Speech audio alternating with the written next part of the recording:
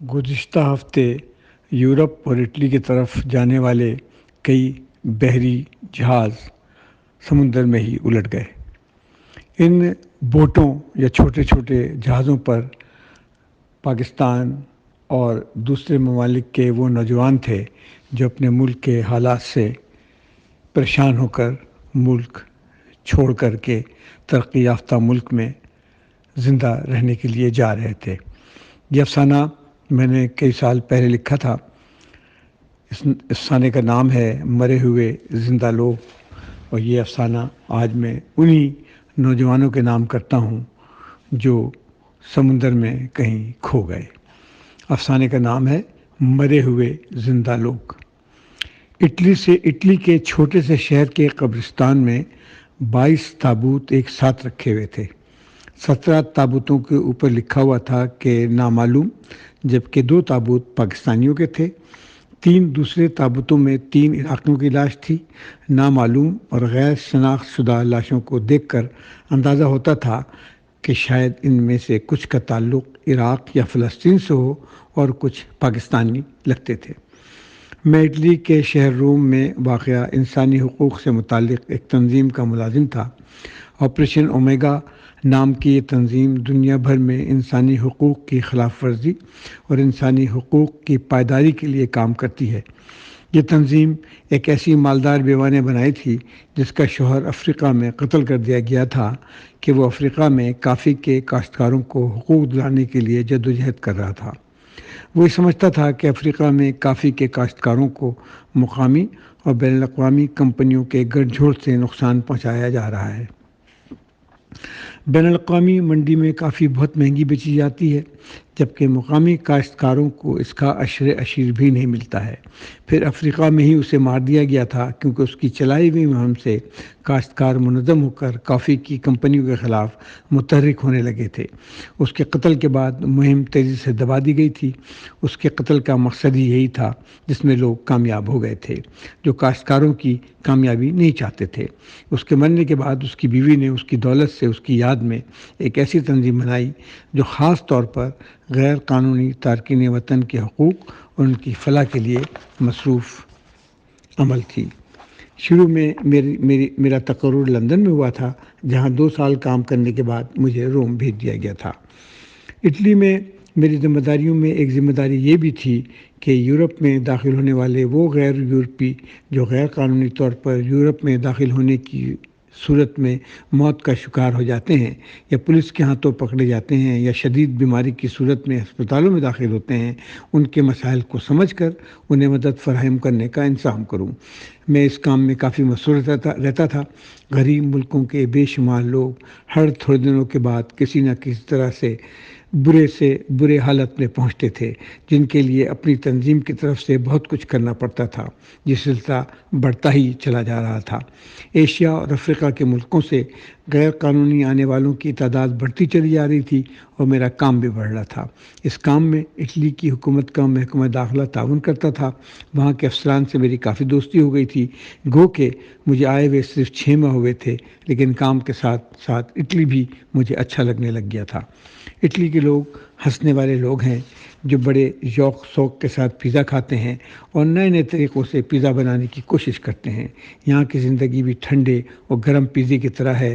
گرم پیزا ہر ایک کو اچھا لگتا ہے، ٹھنڈا پیزا سبھی لوگ ٹھکرا دیتے ہیں۔ جس طرح پیزا آسانی سے بن جاتا ہے اور آسانی سے ختم بھی ہو جاتا ہے، اس طرح سے اٹلی میں زندگی بھی آسانی سے شروع ہوتی ہے اور آسانی سے ہی ختم ہو جاتی ہے۔ ہنسنا، بولنا، ناچنا، گانا، پینا، پلانا اور کام کے وقت کام کرتے ہوئے موت آ جائے تو مر جانا، مجھے تو ایسا ہی لگتا تھا جس سے میری دوستی اٹلی کے لوگوں سے ہوتی گئی، ویسے یہ لوگ مجھے سمجھ میں بھی آتے گئے۔ یہ لوگ کئی پرتوں میں رہتے ہیں، بالکل ایسے ہی جیسے پیزا کی مختلف پرت ہوتی ہیں۔ پرتوں کی تعداد کا انحصار اس بات پر ہے کہ پیزا کتنا مہنگا ہے۔ بازاری لوگوں سے لے کر دیہاتی لوگوں تک، شہری مزدور آبادی سے لے کر امیر لوگ اور پڑھے لکھے دانش مندوں سے لے کر شہر کے عام لوگ، ہر ایک کی اپنی اپنی پرتیں تھیں، الگ الگ۔ ہر طرح کا اطالوی اندر سے اپنی تاریخ پر بڑا گھمنڈی ہوتا ہے۔ میں سوچتا تھا کہ حضرت عیسیٰ کی پیدائش سے قبل ایک عظیم و شان تہذیب و ثقافت اور حکومت کے ساتھ اگر یہ گھمنڈی ہیں تو اس میں حرج ہی کیا ہے۔ زندوں کی طرح زندہ رہنے کے لیے جہاں آکسیجن کی ضرورت ہوتی ہے وہاں تاریخ کی ضرورت بھی ہوتی ہے۔ جن قوموں کی تاریخ ہوتی ہے انہیں اپنی تاریخ کا پتہ بھی ہوتا ہے، ان قوموں کا انداز بھی مختلف ہوتا ہے۔ تاریخ اچھی ہو یا بری، قوموں کے لیے وہ آکسیجن کی طرح ہوتی ہے۔ وہ اچھے دنوں کو یاد کر کے زندہ رہنے کی کوشش کرتے ہیں یا برے دنوں کی تعویلوں کی بنیاد پر جیتے ہیں یا تاریخ سے سبق سیکھ کر اپنی نئی تاریخ بنانے کی کوشش کرتے ہیں۔ اٹلی کی حکومت کے اہلکار اپنا کام کر چکے تھے۔ تمام لاشوں کی تصاویر لی جا چکی تھیں۔ ان کے ڈی این اے کے نمونے حاصل کر کے 5 علیحدہ شیشیوں میں ڈال کر علیحدہ ڈبوں میں بند کر دیا گیا تھا۔ 17 لاشیں جن کی کوئی شناخت نہیں ہو سکی تھی، ان کے دفنانے کے لیے مجھے ہی انتظامات کرنے تھے۔ اس کام کے لیے اسی شہر کی ایک کمپنی سے ہم لوگ کا معاہدہ تھا۔ میں نے انہیں فون پر بتا دیا کہ 17 لاشوں کو دفن کرنا ہے، جس کے لیے انہوں نے انتظامات شروع کر دیے تھے۔ ان کی گاڑیاں آنے والی تھیں۔ لاشوں کو مردہ خانے میں کچھ دن کے لیے محفوظ رکھا جاتا تھا اور تمام تر قانونی کارروائیوں کے بعد انہیں دفن کرنا تھا۔ 3 عراقیوں کی شناخت تو ان کے جسم سے بندھے ہوئے 3 پاسپورٹوں سے ہوئی۔ اسی طرح سے ایک پاکستانی لاش کے ساتھ بھی پلاسٹک کی 3 تھیلوں کے پرتوں کے اندر اس کا پاسپورٹ محفوظ تھا۔ اس کا تعلق پنجاب کے سرائکی علاقوں سے تھا۔ میں نے لاشوں کو روم شہر کے ایک برف خانہ بھجوا دیا جہاں لاشوں کو دیر تک محفوظ رکھنے کے انتظامات تھے، اس امید کے ساتھ کہ اگلے کچھ دنوں میں ان کے عجیب و غالب کا پتہ لگ جائے گا تو آگے کا سوچا جائے گا۔ ابراٹو کے ساحلی شہر سے میں واپس روم شام تک پہنچ سکا تھا۔ دوسرے دن روم میں پاکستان کے سفارت خانے جا کر کوشش کرنا تھا کہ ان پاکستانیوں کے عزیز و اقارب کا پتہ لگے۔ اس طرح کے واقعات اب عام ہو گئے تھے۔ ہر تھروننے کے بعد مجھے ہی یہ سب کچھ کرنا پڑتا تھا۔ نوجوان لوگوں کی لاشیں، ان کے جوان چہرے، بھرے بھرے بالوں والے سر، ہونٹوں کے اوپر ہلکی ہلکی مونچھوں والے نوجوان جو اپنی زندگی بنانے کے لیے سب کچھ کرنے کو تیار تھے اور نہ جانے کیسے کیسے کہاں سے ہوتے ہوئے دھکے کھاتے ہوئے اپنی امنگوں، اپنے خوابوں، اپنے گھر والوں کے دکھوں کے ساتھ یورپ کے سمندروں کا شکار ہو جاتے تھے۔ میں ان لاشوں کے چہروں کو غور سے دیکھتا تھا۔ یہ کبھی ہنستے ہوں گے، زور سے قہقہ لگاتے ہوں گے، ان کی آنکھوں میں چمک ہوتی ہوگی، ان کے ہونٹوں نے اپنی ماؤں بہنوں کے ماتھوں کو چوما ہوگا، کسی محبوبہ کے خواب دیکھے ہوں گے، ان سے بچھڑتے وقت اپنی نم آنکھوں کو چھپاتے ہوئے دوبارہ ملنے کا وعدہ کیا ہوگا۔ وہ خواب، وہ ہنسی، وہ قہقہ، وہ بوسہ، سب کچھ سمندروں کی بے درد نمک زدہ لہروں کی نظر ہو جاتا تھا۔ پاکستان میں ایک مافیا کام کر رہا تھا۔ شہروں اور دیہاتوں کے لوگ ان نام نہاد کارندوں کو لاکھوں روپے کی صورت میں رقم دیتے تھے۔ ان کے پاسپورٹوں پر ایران اور عراق کے زیارت کے ویزے لگائے جاتے تھے، پھر انہیں بلوچستان کے راستے ایران لے جایا جاتا، کبھی عراق اور کبھی شام، جہاں سے انہیں چھوٹی چھوٹی کشتیوں میں سوار کیا جاتا یا جہازوں کے کنٹینروں میں مویشیوں سے بھی بدتر صورت میں بند کر دیا جاتا۔ کبھی انہیں ایران کے راستے ترکی کی سرحدوں پر لا کر ترکی میں دھکیل دیا جاتا، جہاں سے وہ مختلف سمندری اور خشکی کے راستوں سے یورپ کے مختلف ملکوں میں گھسنے کی کوشش کرتے اور نہ جانے کتنے انہی راستوں پر جان دے دیتے تھے۔ ہر تھوڑے دنوں کے بعد عجیب عجیب باتیں علم میں آتی تھیں۔ ایک دفعہ لاش ٹرک کے پٹرول کی ٹنکی سے ملی، جسے تقسیم کر کے ایک حصے میں انسانوں کو اسمگل کیا جاتا تھا۔ کسی لاری کے خفیہ خانے میں تابوت بنا کر لیٹے ہوئے آدمی کی جان چلی گئی۔ ریل کی مال گاڑی میں سفر کرتے ہوئے سردی سے جان کھو بیٹھے۔ میں ان چہروں، ان لاشوں، ان جسموں، ان جوان لوگوں کے مردہ خوابوں کو دیکھ کر محسوس کر کے پریشان ہو جاتا تھا، مگر میرے بس میں کچھ بھی نہیں تھا۔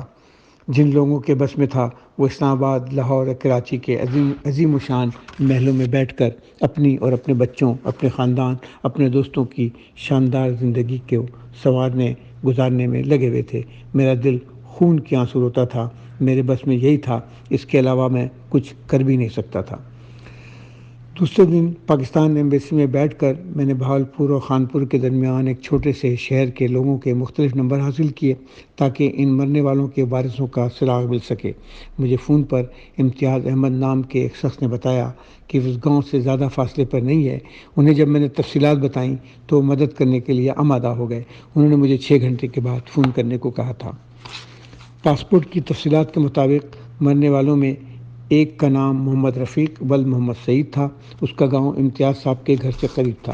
میں نے امتیاز صاحب سے درخواست کی کہ اگر ممکن ہو سکے تو کسی کو اس گاؤں بھیج دیں یا خود چلے جائیں، گھر والوں کو اس سنگناک واقعے کی خبر کریں یا میری ان سے بات کرا دیں تاکہ میں خود انہیں اس بارے میں بتاؤں۔ 4 گھنٹے کے بعد امتیاز صاحب کا SMS آ گیا کہ میں انہیں فون کروں۔ وہ اس وقت اس گاؤں میں ہی تھے، محمد رفیق کے گھر والوں سے مل کر فون کا انتظار کر رہے تھے۔ میں نے انہیں فوراً ہی فون کیا۔ انہوں نے بتایا کہ انہوں نے محمد رفیق کے خاندان کو تلاش کر لیا ہے، جن کے بہت ہی خراب حالات ہیں۔ اتنے خراب حالات ہیں کہ انہیں اس بات کی ہمت ہی نہیں ہوئی کہ انہیں بتا سکیں کہ ان کے بیٹے کی موت سمندر میں ڈوب جانے سے ہو چکی ہے۔ میں نے انہیں آمادہ کیا کہ وہ ان کے پاس جائیں اور اپنے فون پر میری ان سے بات کرا دیں، یا ممکن ہو سکے تو ان کے گاؤں کے کسی آدمی کا فون نمبر لے لیں تو میں خود انہیں فون کر لوں گا۔ امتیاز صاحب نے کہا تھوڑی دیر میں مجھے بتاتے ہیں۔ 40 منٹ کے بعد ان کے SMS کے بعد میں نے انہیں فون کیا۔ انہوں نے مجھے مرنے والوں کے ماموں کا فون نمبر دیا تھا۔ اس عرصے میں مجھے میرے آفس سے میرے ساتھ کام کرنے والی ایولان اونارا کا فون آ گیا کہ عراقی خاندان کا پتہ نہیں چل پا رہا ہے۔ روم میں رہنے والے مقامی عراقیوں کے سرگرم افراد کو ساری لاشوں کی تفصیلات دے دی گئی ہیں۔ اگر 1 ہفتے میں کچھ نہیں پتہ لگا تو مقامی عراقیوں کا خیال ہے کہ انہیں مقامی طور پر دفن کر دیا جائے۔ پاکستان کے شام کے وقت میں نے مرنے والوں کے ماموں کو فون کر کے بتایا کہ محمد رفیق کی لاش سمندر سے ملی ہے، ان کے ساتھ کچھ اور پاکستانیوں کی لاشیں بھی ہیں۔ عام طور پر پاکستانیوں کی لاشیں روم میں رہنے والے مقامی پاکستانیوں کے تعاون سے اگر ممکن ہو تو پاکستان بھیجی جاتی ہیں یا دفن کر دی جاتی ہیں۔ محمد رفیق کا ماموں یہ خبر سن کر فون پہ رونے لگا۔ ہچکیوں کے بیچ میں اس نے بتایا کہ وہ بہت پریشان تھا، اس کے خاندان پر بہت بڑا قرضہ تھا، وہ بچہ اس قرضے کو ہر صورت میں اتارنا چاہتا تھا۔ ایجنٹ نے 5 لاکھ روپے لیے تھے اور یہ وعدہ کیا تھا کہ اسے لے کے جائیں گے اور نوکری بھی دلائیں گے، مگر وہ سارے وعدے غلط ثابت ہوئے اور سارا کاروبار دھوکے کے سوا کچھ نہ تھا۔ ان کی سمجھ میں نہیں آ رہا تھا کہ وہ کیا کہیں۔ میں نے ان سے کہا میں انہیں دوسرے دن دوبارہ فون کروں گا۔ شام ہو چلی تھی اور پاکستانی کمیونٹی کے کچھ لوگ آپریشن اومیگا کے آفس تک پہنچ چکے تھے۔ میں نے انہیں بتایا کہ 22 لاشوں میں 14 لاشیں پاکستانیوں کی لگتی ہیں اور ایسا لگتا ہے کہ سارے کے سارے ایک ہی علاقے کے رہنے والے تھے۔ طویل بحث و مباحثے کے بعد یہ طے ہوا کہ اتنی سارے لاشوں کو پاکستان بھیجنے کا خرچہ بہت ہوگا۔ اگر کوئی شخص پاکستان سے آ کر لاشوں کو شناخت کر لے تو اس کے بعد کمیونٹی والے دفن کرنے کا انتظام کر دیں گے۔ اگر کوئی نہیں آنا چاہتا تو کمیونٹی پھر بھی انہیں دفن کرنے کو تیار ہے۔ پاکستانی کمیونٹی کے لوگ پاکستان سے آنے والوں کے کرائے کا بھی بندوبست کرنے کو تیار تھے۔ دوسرے دن میں نے پھر محمد رفیق کے ماموں کو فون کیا۔ انہوں نے بتایا کہ رفیق کے ساتھ اس علاقے کے 9 اور خاندانوں نے بھی اپنے بیٹوں کے لیے پیسے جمع کرائے تھے اور ان لوگوں کی بھی کوئی خبر نہیں ہے۔ پورے گاؤں میں ایک کوہرام مچ گیا ہے، لوگوں کا رو رو کر برا حال ہے۔ رفیق کی ماں سینہ کوٹ کوٹ کر بیٹے کا ماتم کر رہی ہے۔ اس کا جوان بیٹا اپنی امنگوں اور اپنی ماں کے خوابوں کے ساتھ کھو گیا تھا۔ میں افسوس کے علاوہ اور کیا کر سکتا تھا؟ یہ کیسا ملک ہے ہمارا، کیسے لوگ ہیں ہم۔ ہمارے پاس ایٹم بم ہے مگر اپنے بچوں کے لیے تعلیم نہیں ہے۔ ہم اربوں روپے اصلاح جات پر خرچ کر دیتے ہیں لیکن اپنے کسانوں کے بچوں کو روزگار نہیں دے سکتے۔ ہم لوگ motorway, bypass, underpass اور نہ جانے کیا کیا بنانے میں کروڑ خرچ کر رہے ہیں لیکن ان نوجوانوں کو سمندروں میں غرق ہونے سے نہیں بچا سکتے جو اپنی ماؤں کو چھوڑ کر اپنے بھائی بہنوں، خاندانوں، دوستوں، یاروں سے دور دیش جا کر جانے دے رہے ہیں۔ جتنا میں سوچتا تھا اتنا ہی مجھے غصہ آتا تھا۔ میں نے محمد رفیق کے ماموں کو بتایا تھا کہ اگر وہ چاہیں تو کسی کو بھیجنے کے بارے میں سوچیں تو میں یہاں سے ویزے کا انتظام کروں گا اور یہاں رہنے والے پاکستانی لوگ ٹکٹ کا انتظام کر دیں گے۔ اس طرح سے لاشوں کی شناخت ہو جائے گی۔ اگلے دن ان سے دوبارہ بات ہوئی۔ انہوں نے بتایا کہ محمد رفیق کے بڑے بھائی کو بھیجنے کو تیار ہیں جو علاقے کے ان نوجوانوں کو جانتا بھی تھا اور وہ بھی آنے کا خواہش مند تھا، مگر رقم کا بندوبست نہ ہونے کی بنا پر چھوٹا بھائی زندگی بدلنے کے لیے نکل کھڑا ہوا تھا۔ میں نے کہا اس کا پاسپورٹ بنائیں، تفصیلات مجھے بھیجیں۔ ساتھ ہی میں نے پاکستانی کمیونٹی کو اس بارے میں اطلاعات فراہم کر دی تھی۔ لاشوں کو مردہ خانے میں ہی رکھے رہنے دیا گیا۔ عراقیوں کے لیے فیصلہ کیا گیا کہ عراق میں صورتحال اتنی خراب ہے کہ وہاں سے کسی بھی قسم کا رابطہ ممکن ہی نہیں ہو رہا۔ یہی فیصلہ ہوا کہ لاشوں کی تصویریں لے کر لاشوں کو مقامی قبرستان میں دفن کر دیا جائے۔ 20 دن کے اندر ہی اٹلی میں ہی محمد رفیق کے بھائی کا ٹکٹ خریدا گیا۔ اس کے آنے کے تمام انتظامات کرا دیے گئے۔ آپریشن اومیگا کے ذریعے اس کے ویزے کا انتظام بھی ہو گیا۔ میں اسے ایئرپورٹ لینے کو گیا۔ اسے ایئرپورٹ پر پہنچانے میں مجھے کوئی مشکل پیش نہیں ہوئی۔ اس نے شلوار قمیص پہنی ہوئی تھی اور ایک لمبا سا کالا کوٹ سردی سے بچاؤ کے لیے پہنا ہوا تھا، جو شاید بھاولپور یا ملتان کے پرانے کپڑوں کی دکانوں سے لیا گیا ہوگا۔ وہ میرے گلے لگتے ہی رو دیا۔ میری اس سے پہلی ملاقات تھی، لیکن بھائی کے مرنے کا غم اس کی آنکھوں سے سیلاب کی صورت بہہ رہا تھا۔ میں اسے اپنی گاڑی میں بٹھا کر اپنے آفس لایا۔ اس کے رہنے کا انتظام ایک پاکستانی کے گھر پر کیا گیا تھا۔ آپریشن اومیگا ان کے ہوٹل کا خرچ برداشت کرنے کو تیار تھی، مگر پاکستانیوں کا خیال تھا کہ کسی کے ساتھ رہے تو بہتر ہے۔ گاؤں کا آدمی ہوٹل میں نہیں رہ سکے گا، کہاں ملتان کا ایک گاؤں اور کہاں اٹلی کا ایک ہوٹل۔ مناسب یہی تھا وہ کسی پاکستانی خاندان کے ساتھ رہے۔ میرا بھی یہی خیال تھا۔ وہ میرے آفس میں بھی مسلسل روتا رہا۔ سرخ آنکھوں سے آنسو مسلسل بہتے رہے تھے۔ وہ بے آواز رو رہا تھا۔ میں بڑی دیر تک اس سے باتیں کرتا رہا۔ اس نے بتایا کہ وہ سب 9 بھائی بہن ہیں۔ 2 بہنوں کا انتقال ہو چکا ہے، رفیق اور وہ 2 بھائی تھے، باقی 5 بہنیں، جن میں کسی کی بھی شادی نہیں ہوئی تھی۔ ان کا باپ گاؤں کے ایک جھگڑے میں قتل کر دیا گیا تھا۔ اس کی ماں اور وہ سب لوگ مقامی زمیندار کی زمینوں پر کام کرتے تھے اور بال اسی کے قرضوں میں جکڑے ہوئے تھے۔ رفیق گاؤں سے بھاگ کر لاہور بھی گیا تاکہ وہاں کام کر کے قرضہ اتار دے اور بہنوں کے ہاتھ بھی پیلے کرے۔ لاہور میں تو کچھ نہیں ہوا، مگر لاہور میں کسی ایجنٹ کے ہتھے چڑھ گیا، جس نے اس سے کہا تھا کہ اگر وہ 8 بندوں کا انتظام کرے تو اس سے آدھے پیسے لے کر یورپ بھیج دیں گے۔ محمد رفیق اور اس نے مل کر علاقے میں سارے بندے جمع کر لیے تھے اور سب نے مل کر یورپ آنے کا منصوبہ بنایا تھا۔ کچھ لڑکوں کے خاندانوں نے منع بھی کیا، مگر سب کے ذہنوں پر یورپ نوکری، پیسہ، اچھی زندگی، بہنوں کی شادی، زمیندار کا قرضہ اور آزادی سوار تھی۔ ان سب کا خیال تھا کہ وہ قرض دے کر بھی جائیں گے تو اتنا کما لیں گے کہ آسانی سے قرض اتر جائے۔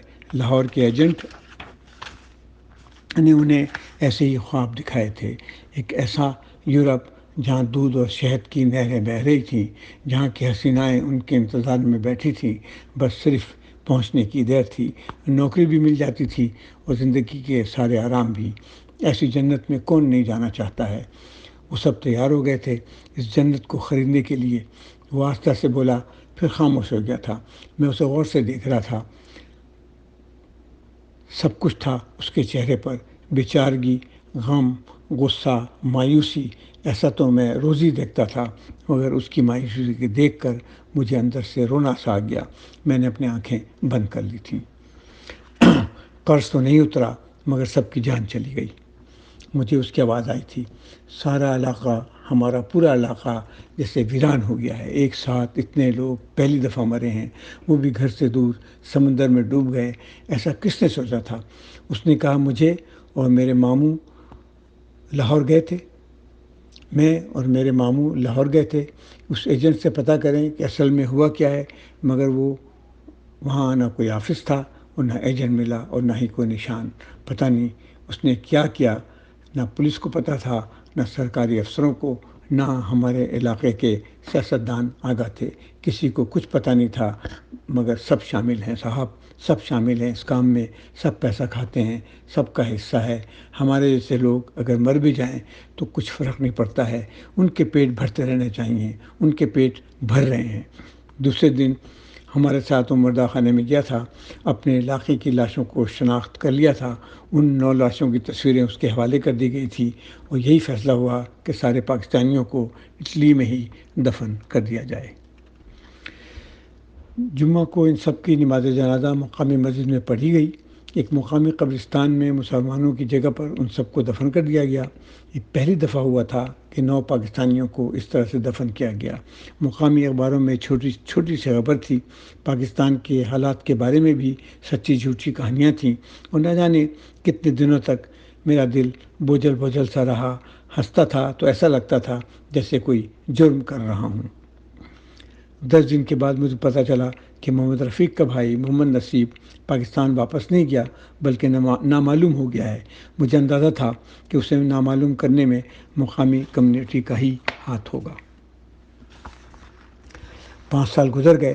ایک دن میں کسی کام سے ملان گیا تھا تو مجھے محمد نصیب نظر آیا۔